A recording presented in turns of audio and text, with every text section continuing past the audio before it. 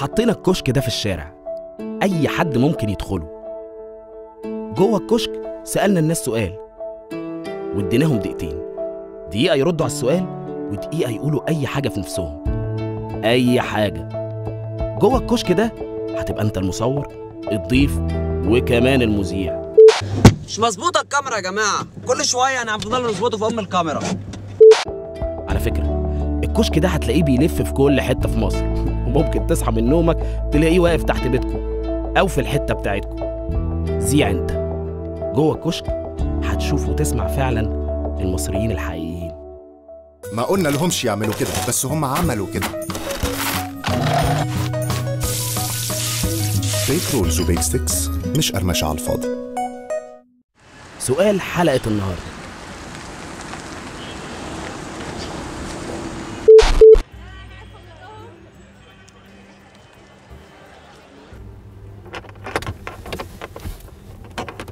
اسمي احمد عبد الله سعيد، في كليه التجاره بقالي 8 سنين عشان تعليم مصري. انا اسمي شيماء صبحي، اللامبالاه في مصر. يعني اللامبالاه بقت زايده قوي قوي قوي عندنا في البلد. هي البلد بص عشان البلد دي تمشي يا ابني احنا متقدمين ليه؟ عشان اللامبالاه اللي فيها. البلد دي مش غير باللامبالاه. صاحب العمل يجي يمشي واحد بعد ما اجازه العيد مثلا، يقول لك الاجازه بتاعتي اسبوع ايه؟ وفي حد ياخد اجازه اسبوع؟ هو العيد 4 ايام معروف. مثلا يجي لك واحد يركن صف تاني ويقول لا اصل انا 5 دقايق داخل اجيب حاجه.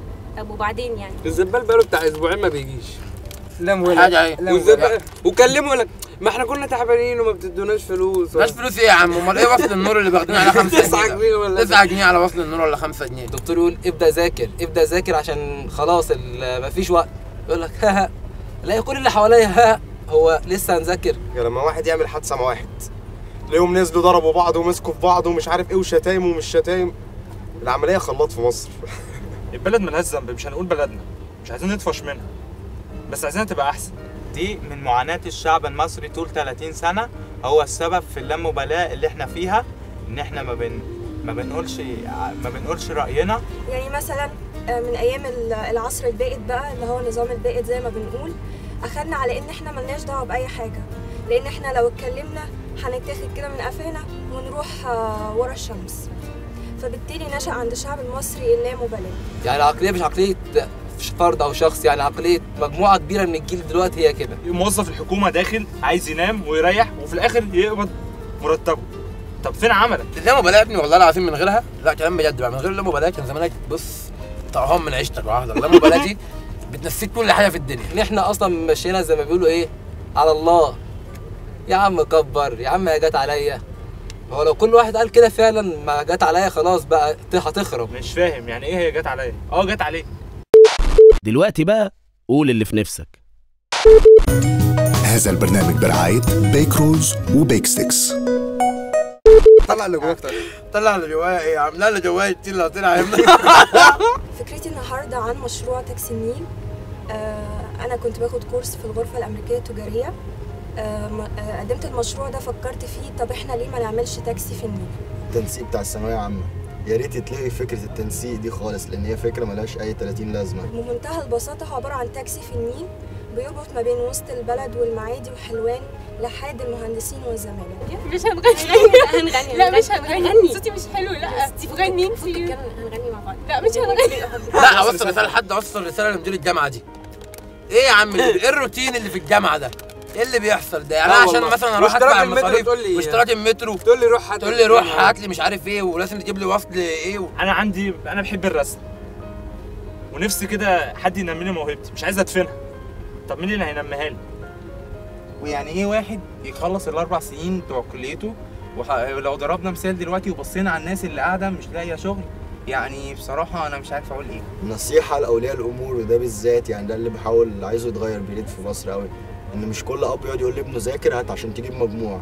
لا، حدد انت عايز تخش كليه ايه، حتى لو بمجموع قليل مالكش دعوه بحد. لا بسرعه ما زمانه خلص وبيتريقوا علينا بره. احبك كي تزيد وسامتي، فبغير حبك لا اكون وسيمه. لا لا لا لا.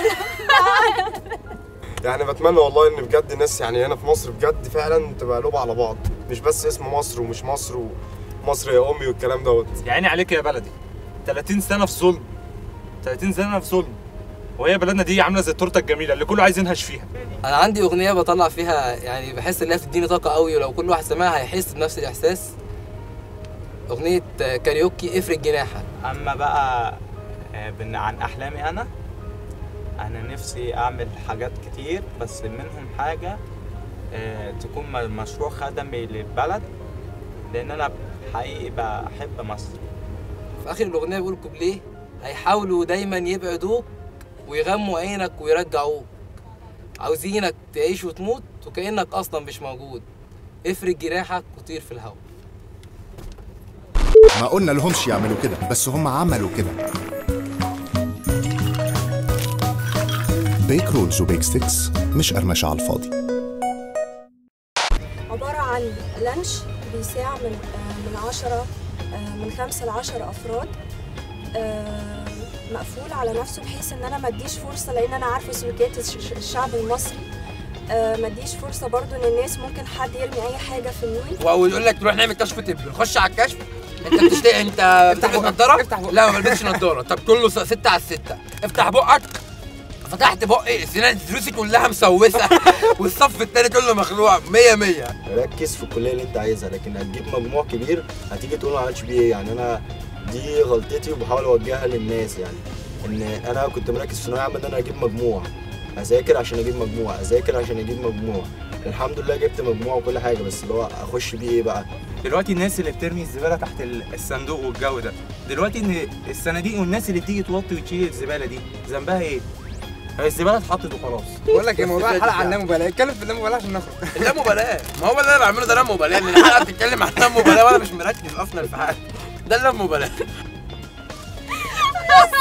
كفايه كده كفايه كده. حد يفتح